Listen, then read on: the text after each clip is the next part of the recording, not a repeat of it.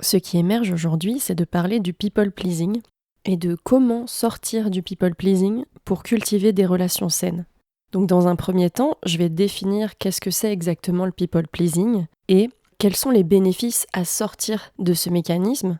Et aussi, je vais vous donner des outils à utiliser dans votre quotidien pour vous aider à traverser cet état et à retrouver authenticité et sécurité. Donc déjà, qu'est-ce que c'est le people pleasing ? C'est un terme anglais qui désigne le fait de faire passer les besoins des autres avant les siens, d'avoir le réflexe de s'écraser, de s'ignorer soi-même, de tout faire pour s'occuper de tout le monde, penser à la place des autres et anticiper les réactions des autres et s'adapter en fonction de ce qu'on a imaginé. Tout ça, ça vient de la réponse de suradaptation au niveau du système nerveux. C'est quand le système il perçoit une menace, il va chercher à plaire, à se soumettre, à s'accommoder et à être extra amical avec la source de la menace. Donc c'est une réponse automatique que le système met en place pour se protéger. C'est au-delà de la conscience, de la raison, de la logique. Ça se fait de manière autonome. Ici, je vous renvoie à mon épisode de podcast sur le fonctionnement du système nerveux, si vous ne l'avez pas encore écouté. Ça va vous permettre de comprendre d'où ça vient, ces mécanismes de survie, et pourquoi on fait ça. Qu'est-ce que ça engendre dans les relations et le quotidien de faire du people pleasing ? Ça donne une incapacité de respecter et faire respecter ses limites. Par exemple, il y a quelqu'un qui va agir de manière inappropriée vers soi, une manière qui nous dérange, qui nous met en insécurité, et au lieu d'exprimer notre limite, on va sourire, on va rigoler et on va faire comme si ça nous faisait rien. Et des heures plus tard, quand on est seul, on est hanté par les mots qu'on aurait dû dire et on est hyper frustré avec soi-même de ne pas avoir osé s'exprimer, s'affirmer. Et on se demande pourquoi, encore une fois, c'était tellement dur de le faire dans le moment présent. Ça fait aussi qu'on va rester dans des relations où on se sent en permanence pas vu, pas écouté, pas considéré, ou alors très peu et de manière très déséquilibrée. Par exemple, 90% d'écoute, de temps et d'espace sont dédiés à l'autre, et en échange, on en reçoit 10%. Notre système, il a vu que l'autosuppression de soi, donc le people pleasing, était la clé pour maintenir la connexion à un moment où c'était crucial, donc en général quand on était tout petit. Et en grandissant et une fois arrivé à l'âge adulte, on continue à appliquer ça et à croire que, si je me suradapte à l'autre constamment, c'est vraiment le seul moyen pour avoir de la connexion et pour être aimé. Et en réalité, la jouer petit, en people pleasant, ça permet des connexions, mais pas celles dont on a besoin. Si tu te reconnais dans le fonctionnement de people pleaser, je t'invite à prendre un moment pour observer les fois où tu as supprimé tes émotions et besoins pour garder l'affection d'autrui. Est-ce que tes efforts, ils ont mené à des amis ou des partenaires avec lesquels tu te sentais vraiment vu, vraiment entendu et apprécié ? Est-ce que tu as enfin eu la réciprocité dont tu rêvais tant ? Ou est-ce que ces relations te menaient à te sentir constamment invisible, invalidé, pas en sécurité et empli de ressentiments ? Est-ce que tu te sentais empêtré dans une relation où c'était que du prendre et jamais du recevoir ? Notre historique de relations, c'est la preuve que la jouer petit attire des relations malsaines. Quand on a l'habitude de ne pas prendre beaucoup de place, les gens qui viennent à nous sont attirés par notre manque d'affirmation. Quand on n'a aucune limite et qu'on ne se respecte pas, les gens qui viennent à nous sont attirés par notre absence de limite. Ironiquement, rétrécir notre être et nos besoins pour être aimés va attirer des personnes qui ne veulent pas ou ne peuvent pas nous aimer pleinement, nous écouter pleinement et être pleinement avec nous. Et c'est important de comprendre que cette réponse de suradaptation, de people pleasing, c'est une réponse par défaut de notre système nerveux, bien après la source originelle de la menace, bien après qu'elle soit passée. Notre système, il va continuer d'être tout le temps dans ce mode-là, même si la situation présente, la relation présente, elle représente aucune menace, aucun danger direct pour nous. Et ça explique la confusion qu'on peut ressentir quand on sort d'une situation et qu'on se dit, logiquement, rationnellement, je vois bien que cette personne, elle me veut pas de mal et qu'elle allait pas me faire du mal. Et pourtant, j'ai quand même eu un réflexe de people pleasing incontrôlable. Qu'est-ce qui se passe ? Ça montre bien que ça se passe au-delà de la rationalité, donc au-delà du néocortex, et que c'est dans des réactions instinctuelles. C'est le corps qui va pas réagir à la situation présente, mais qui va réagir à une situation passée. Mais une situation passée qui est toujours dans le corps, qui est toujours au niveau des ressentis, qui est engrangée dans le corps. Et comprendre ça, ça peut vraiment aider à développer de la compassion pour soi-même quand on n'arrive pas à dire ce qu'on ressent dans le moment. Ça m'est arrivé tellement de fois et ça m'a fait du bien de le conscientiser. En fait, dans ces moments-là, le corps, il fait de son mieux pour nous garder en sécurité en utilisant un mécanisme de coping qui a marché avant, qui a marché par le passé. Mécanisme de coping, c'est un terme anglais, ça pourrait se traduire par mécanisme d'adaptation. Et là où on réalise que ça coince et que c'est plus possible, c'est quand le mécanisme d'adaptation, il nous a maintenus en sécurité à l'époque, mais maintenant, il nous fait du mal, il nous dérange, parce qu'il nous empêche d'établir une limite qui nous permettrait de nous sentir en sécurité et respectés, et donc de vivre une relation authentique, sécure, profonde, nourrissante. À la fin de l'épisode, je vais vous donner des outils pour vous aider à traverser cette réponse et à s'affirmer avec confiance. Dr Nicole Lepera, qui a un compte Instagram super qui s'appelle The Holistic Psychologist, elle dit « Les people pleasers ne cherchent pas à plaire aux gens. Ils essayent d'éviter leur propre sentiment de honte lorsque les autres sont déçus. Chaque people pleaser a un but profond, contrôler la manière dont les autres le voient. » Donc, je veux rendre les gens heureux, mais en fait, la réalité derrière, c'est surtout que je veux me protéger. Ça change tout quand on le réalise. Par exemple, je veux rendre les gens heureux pour ne pas me sentir coupable. Je ne veux pas dire non pour ne pas me juger horriblement après. Je veux être là pour ne pas que les gens parlent mal de moi si je ne suis pas là. Vous voyez le mécanisme ? Ça demande beaucoup d'honnêteté avec soi-même et de recul sur qu'est-ce qui se passe à l'intérieur, quelles sont les motivations à la source de nos actes et de développer la conscience des différentes parts de soi. Ça, c'est super, c'est ce qu'on fait en thérapie par la myostésie et l'IFS, Internal Family System. Donc, qu'est-ce que ça permet de sortir du people pleasing ? Quels sont les bénéfices ? Assez récemment dans ma vie, j'ai eu un gros moment de réalisation. J'ai réalisé que j'étais en permanence en mode sauveuse pour contrôler ce que l'autre ressent et ce que je ressens, et que c'était un réflexe de survie pour me mettre en sécurité. Et que c'était pas un réel élan du cœur de prendre soin comme je le pensais souvent. Il y a en moi, et comme dans tous les êtres humains, vraiment un élan de prendre soin naturel qui est là. Mais je faisais pas la distinction entre les deux, de manière vraiment expérientielle et ressentie dans mon corps, dans mon système nerveux, et surtout, le réflexe de people pleasing, il prenait toute la place. Le fait d'avoir vécu un énorme burn-out, ça m'a vraiment permis de réaliser ça aussi. Quand je peux plus faire la moindre action sans être épuisée, je parle par exemple de me lever, sortir de mon lit pour me faire à manger ou pour prendre une douche, bah là je suis vraiment obligée de revenir à l'essentiel. Ça m'a permis de me rendre compte de tout ce que je faisais constamment pour être aimée. Et une fois que tu comprends ça, tu peux commencer à briser le pattern, à sortir du cercle vicieux. Ça, c'est une très bonne nouvelle et j'en suis la preuve incarnée et j'en vois plein parmi les personnes qui travaillent profondément sur elles avec leur système nerveux.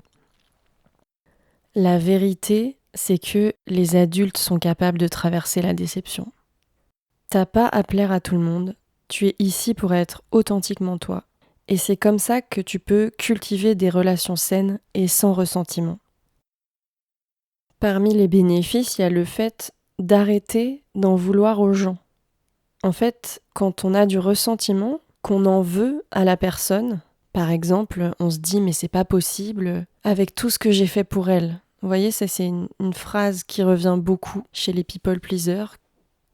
Avant de sortir de ce pattern-là, par rapport à certaines relations, je regardais tout ce qui s'était passé et je me disais « mais j'ai passé tellement d'heures pendant tellement d'années à écouter cette personne, à lui laisser presque toute la place dans les échanges, à la soutenir, à donner vraiment beaucoup de mon temps, de présence, d'écoute, d'empathie.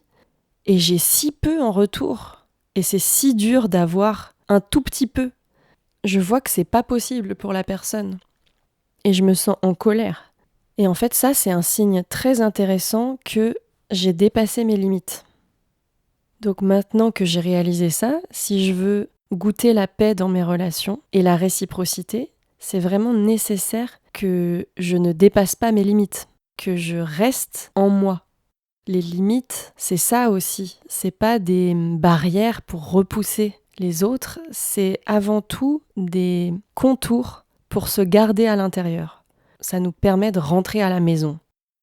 Et du coup, maintenant, je vois que j'arrive de plus en plus, c'est un work in progress, bien sûr, j'arrive de plus en plus à voir quelles sont les relations où il y a de la réciprocité, où il y a la sécurité et l'écoute dont j'ai besoin et que je vais donner spontanément, avec joie, vraiment, depuis mon élan de joie, et les relations où c'est pas du tout possible, où l'autre est pas en capacité. Des fois, c'est pas que la personne, elle veut pas, des fois, elle veut être en lien avec moi, mais juste, c'est pas possible parce qu'elle a tellement de souffrances non résolues et on n'est pas sur la même longueur d'onde en termes de conscience et de travail personnel et du coup, au bout d'un moment, ça va coincer. C'est pas pour dire moi je suis mieux et l'autre est moins bien, c'est juste une question de capacité du système nerveux et de est-ce qu'on fait le travail de guérison ou pas, tout simplement. Dans cette société contemporaine, il y a besoin vraiment d'effectuer un travail thérapeutique de guérison parce qu'on a tellement été élevé dans une société, dans une éducation par des figures d'attachement qui étaient complètement dérégulées. Et plus on remonte les générations, pire c'est, parce que c'est assez récent les découvertes par rapport au système nerveux et à la guérison des traumas. Et bien que si vraiment on veut être pleinement présent là dans le présent, en conscience et en pleine confiance, comme dit Ludovic Leroux dans son livre Nerfs vagues, adieu stress, anxiété et timidité, que je recommande grandement, et bien il faut faire le travail. C'est aussi simple que ça. Et il y a des gens, ils vont passer leur vie à se fuir eux-mêmes. Et après, voilà, c'est chacun son choix conscient ou inconscient. Et moi, je suis persuadée aussi que la vie, elle trouve toujours des moyens pour nous ramener à l'essentiel et nous ramener à la maison. Ça peut être des choses très fortes, très intenses, à la fois dans le positif ou dans le négatif, ou alors des choses plus douces. Ça va dépendre du degré de réveil dont on a besoin. Un autre bénéfice, c'est que ça permet des relations plus authentiques, plus sincères, plus profondes. Et ça révèle qui est en capacité d'être vraiment là avec moi, de m'écouter, de me soutenir, de me comprendre, sans que j'aie à me suradapter. C'est pas un jugement de valeur, c'est simplement voir ce qui est pour pouvoir ajuster son positionnement en fonction de ça. J'ai pas toujours à être celle qui porte la relation, qui fait tous les efforts et qui est constamment dans l'empathie et dans le fait de rassurer l'autre. Il y a un besoin d'équivalence et d'équilibre qui est très important pour le système nerveux, pour tous les êtres. Un bénéfice très important dont je vous parlais dans mon exemple personnel, c'est que ça va permettre de distinguer le réflexe de survie versus l'élan naturel de contribuer. Et pour parvenir à distinguer, tu peux te poser ce genre de questions. Est-ce que je fais ou ne fais pas cette action pour être aimé, pour être bien vu ? Est-ce que je fais ça parce que j'ai peur d'être abandonné ? Et écouter ton corps. Est-ce qu'il y a de la crispation, de la tension, du serrage dans le ventre, un sentiment d'urgence ? Ça, c'est difficile à savoir quand on n'est pas connecté à son corps. C'est pour ça qu'avec la régulation du système nerveux, on peut mieux sentir, mieux discerner ce qui se passe à l'intérieur.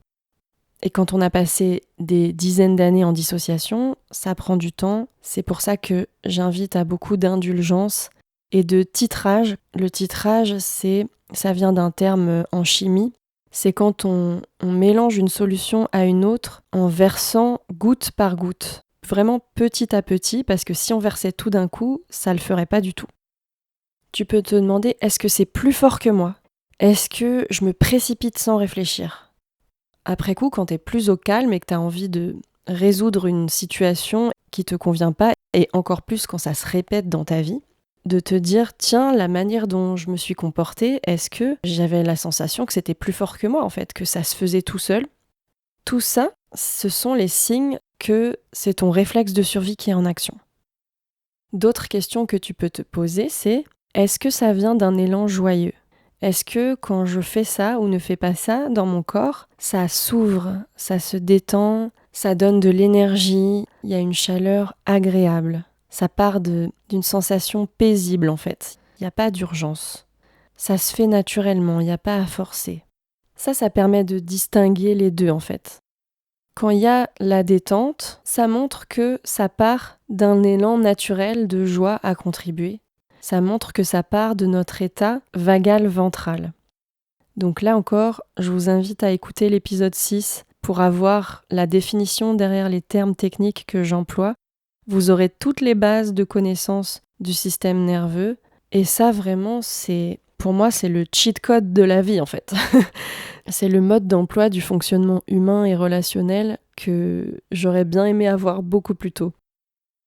Si tu n'aimes pas le résultat de tes actions ou de tes relations, qu'il y a toujours les mêmes schémas qui se répètent et qui te saoulent, se poser toutes les questions que je viens de partager, ça va aider à identifier quelle est la source, quelle est ma motivation, qu'est-ce qui m'a mis en mouvement dans ce sens-là. Et ce qui est très important, c'est de ne pas se blâmer. C'est un mécanisme autonome, le people pleasing. On ne s'est pas levé un matin en décidant consciemment qu'on allait faire ça pour tout le restant de notre vie dans toutes nos relations. La bonne nouvelle, c'est qu'on peut réguler son système nerveux pour sortir des états internes qui nous ont menés à des conséquences problématiques qu'on ne veut plus. C'est pas depuis le même état qui a créé ton problème que tu vas résoudre ton problème. Si tu veux changer tes pensées, tes croyances, tes comportements, tes réactions dans les relations, il va falloir que tu changes ton état. Il va falloir agir au niveau de la physiologie pour changer la psychologie. Ça, c'est très important. Les travaux de Stephen Porges en théorie polyvagale, ils ont mis en lumière que la communication dans le corps, elle se fait à 20% du cerveau vers le corps et à 80% du corps vers le cerveau.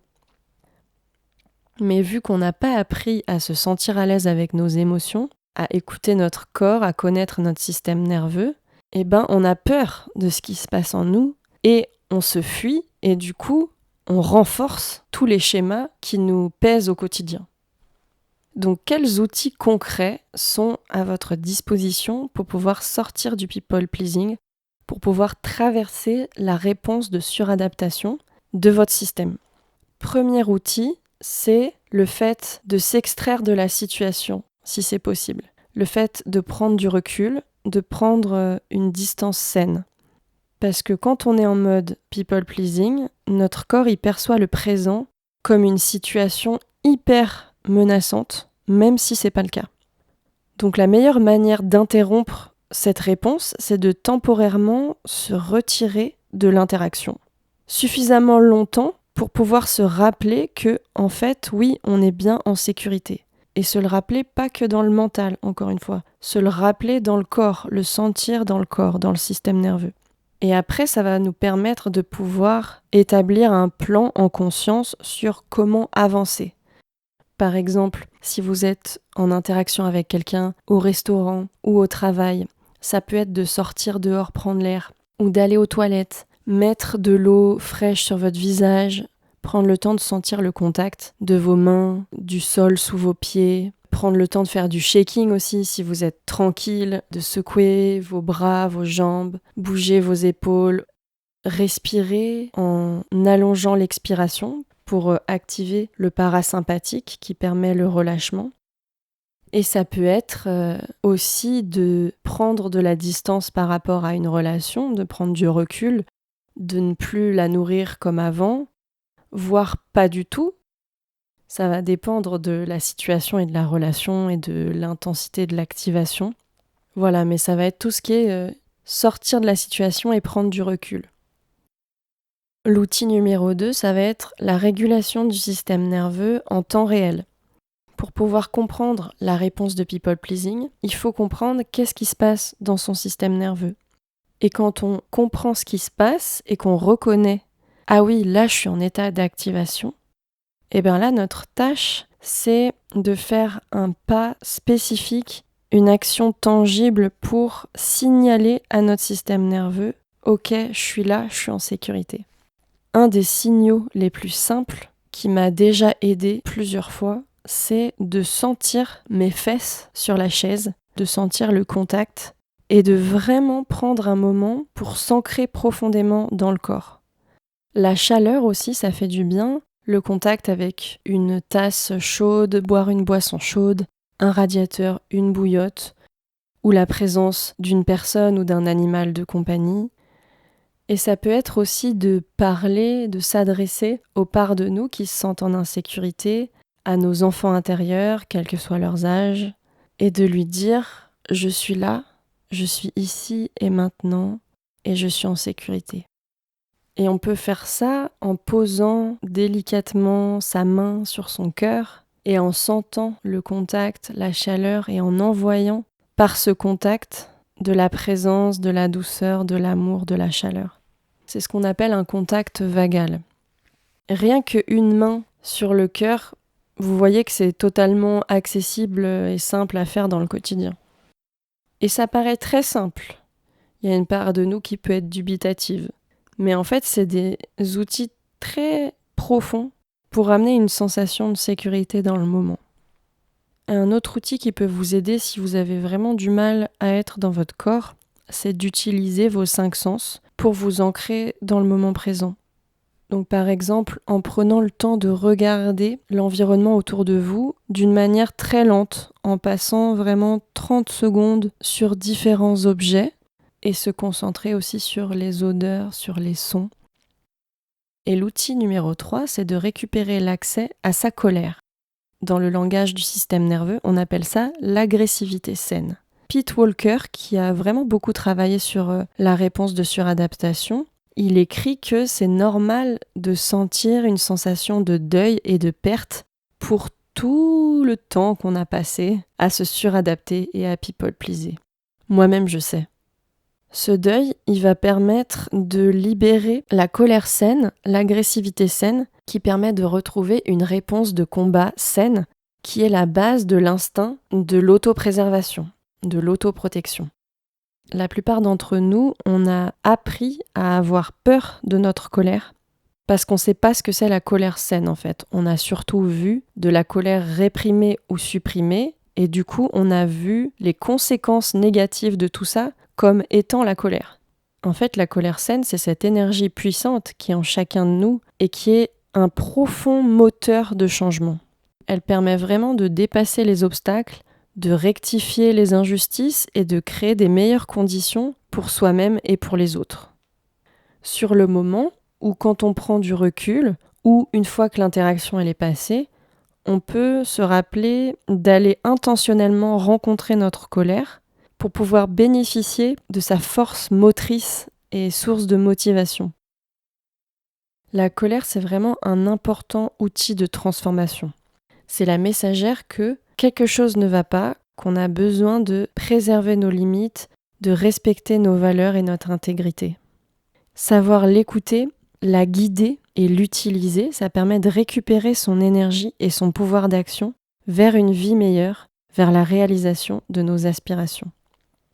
J'ai envie de vous lire un texte magnifique de Lou Cavelli qui m'a beaucoup soutenue à propos de la colère. « Bénie soit ma colère, car elle est la gardienne de mon être. Elle est la protectrice de mon espace et de mon intégrité. Bénie soit ma colère, car elle est l'apôtre des valeurs chères à mon cœur. Elle est l'épée qui défend mes besoins, mes aspirations, ce qui compte pour moi. Bénie soit ma colère, car elle est le feu qui attise mon expression. Ce feu où brûlent mes mots, mes désirs et mes décisions. Bénie soit ma colère, car elle est le cri qui éveille mon pouvoir et mon courage. Et soutenue par elle, j'ose dire oui, non, assez. je suis, j'existe. On peut être en colère contre la source originale du trauma qui nous a conduit à développer cette réponse de people pleasing, contre nos figures d'attachement, contre des situations qui se sont passées en grandissant, et encore plus si c'était de manière répétée. On peut être en colère à propos d'une interaction qu'on vient juste d'avoir. L'invitation, c'est vraiment de s'autoriser à se connecter à sa colère et de sentir comment ça fait dans ma poitrine, dans mon ventre, dans mon dos. Qu'est-ce que je me dis? Quelles sont les pensées qui tournent en boucle? Dans les stages de CNV, on appelle ça faire pisser le chacal. Qu'est-ce que je me dis à propos de l'autre? Qu'est-ce que je me dis à propos de moi? Et d'y aller vraiment sans filtre, de se lâcher. Mais bien sûr, pas de déverser notre colère de manière brute et non filtrée sur l'autre comme ça. Voilà, l'invitation, c'est pas de faire pisser le chacal sur l'autre, mais vraiment dans un espace sécurisé.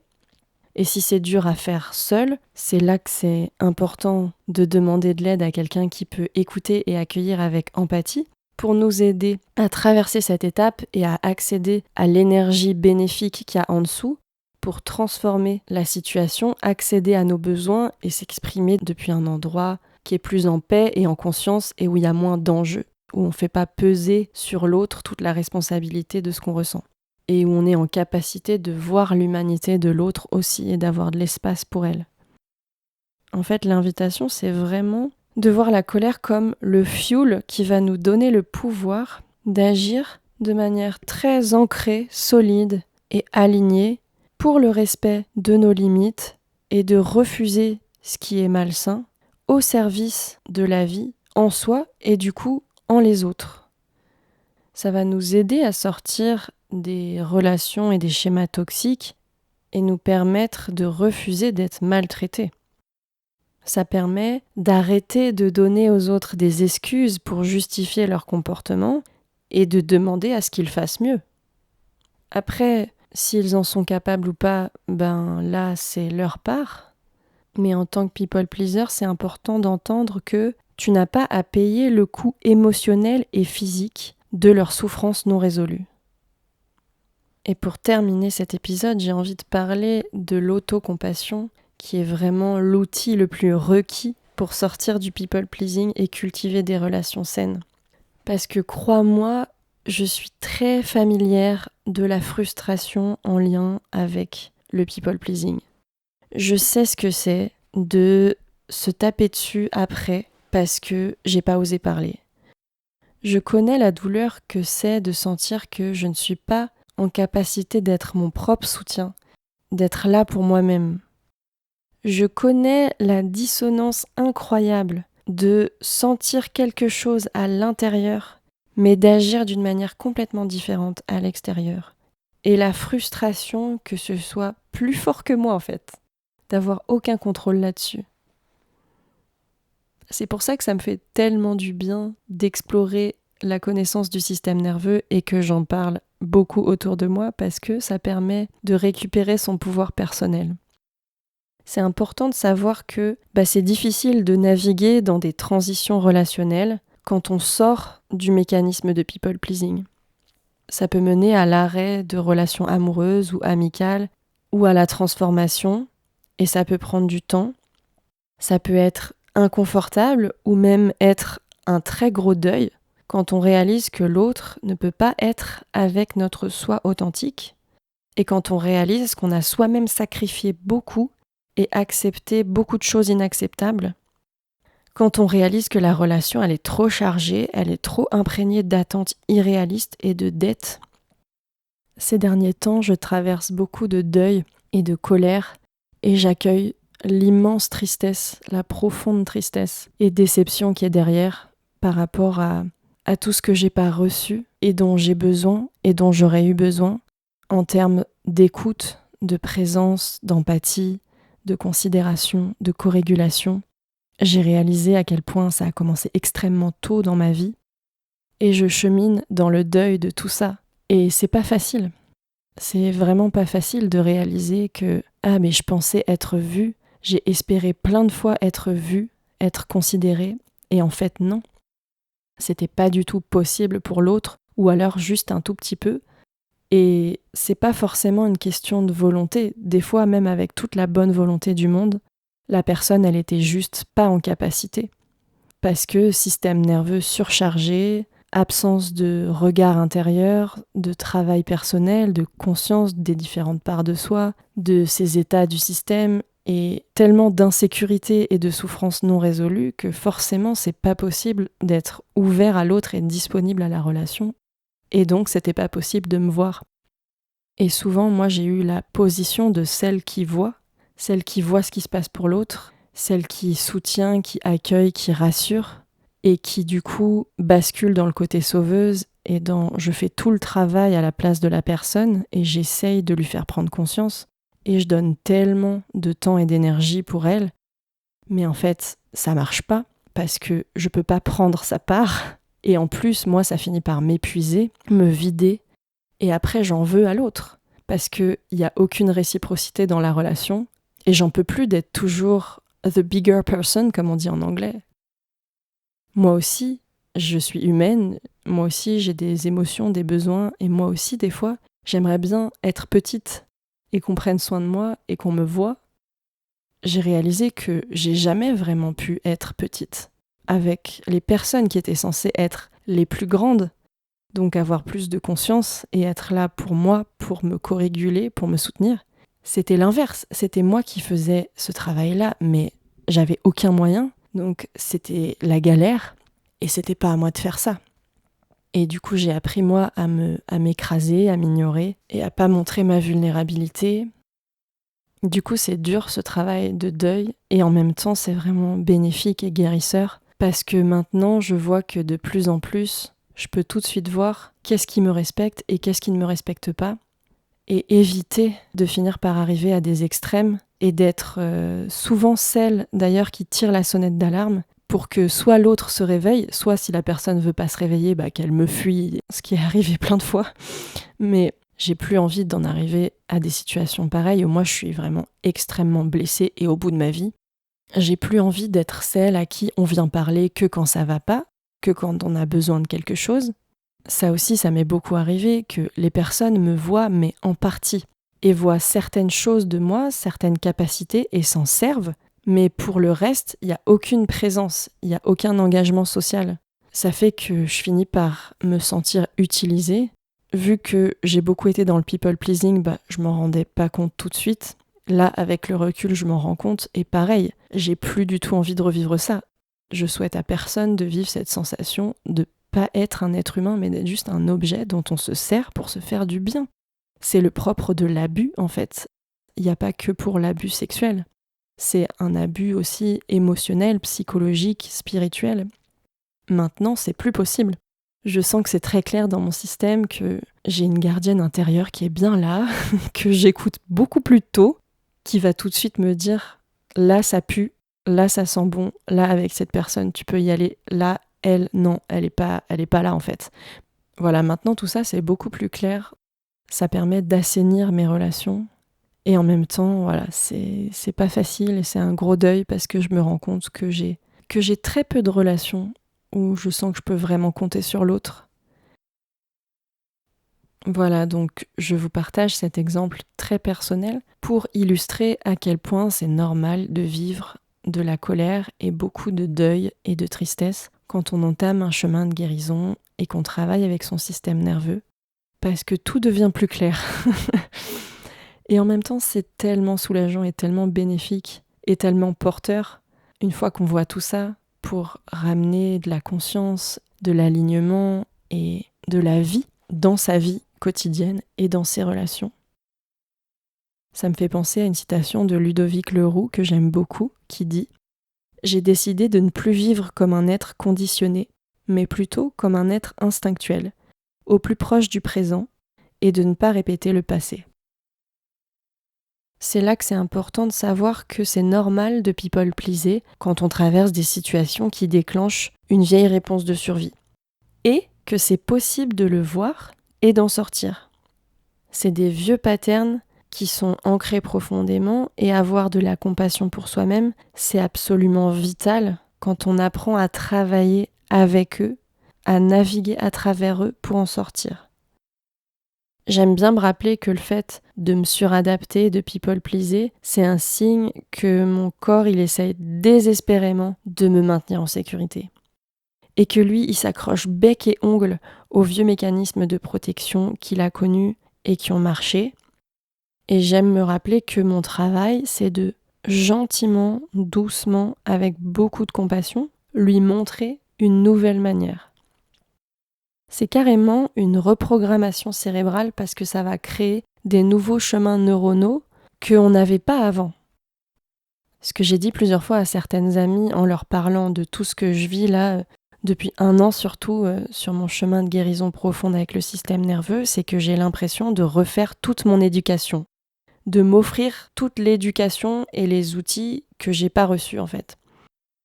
Et faire ça à l'âge adulte, c'est un travail de fou. C'est important de le mesurer et de se célébrer dans ce travail qu'on accomplit. Donc bravo à toi si tu as choisi de faire le travail de guérison en ressentant tout le spectre de tes émotions et en accueillant les différentes parts de toi. Bravo à toi si tu as décidé de te faire accompagner en thérapie. Je ne peux que recommander la thérapie. C'est ce que je fais personnellement parce qu'on ne peut pas tout faire tout seul, ça c'est sûr. Et surtout, quand il s'agit de nos réflexes de survie ancrés depuis notre plus jeune âge. Rappel important, tu n'as pas à faire 1 million d'efforts pour que l'autre t'accorde de l'attention, de l'écoute et de l'amour. Ce n'est pas ton job de soigner les autres. C'est un choix que seuls eux peuvent faire. Et le fait que quelqu'un puisse être ou non avec ton toi authentique, ça ne reflète pas ta valeur, mais ça reflète sa capacité. Et tu mérites d'être avec des personnes qui non seulement veulent être avec ton toi authentique et l'aimer, mais en plus en sont capables. Et si elles se rendent compte qu'elles n'en sont pas capables et qu'elles le veulent vraiment, font des efforts pour développer la capacité. Ce n'est pas que à toi de faire tout ça là. Voilà, donc merci et bravo à toi, à moi, à nous pour tout ce travail de guérison que l'on fait en tant que people pleaser en rémission, parce que ça permet des fondations solides, honnêtes et sécures pour cultiver des relations saines et nourrissantes. Et vu que nous sommes des êtres de relations, c'est vraiment la base de la vie. Donc merci de prendre soin de la vie et merci de m'avoir écouté jusqu'au bout. Et si tu as envie de soutenir mon travail, n'hésite pas à liker, commenter et partager cet épisode autour de toi. Ça me soutient beaucoup et ça me fait super plaisir de lire tes retours et de vivre ça ensemble en communauté, que ce soit en présence ou à distance, c'est tellement précieux. Ça permet de se sentir appartenir et ça c'est tellement important pour nos systèmes aussi.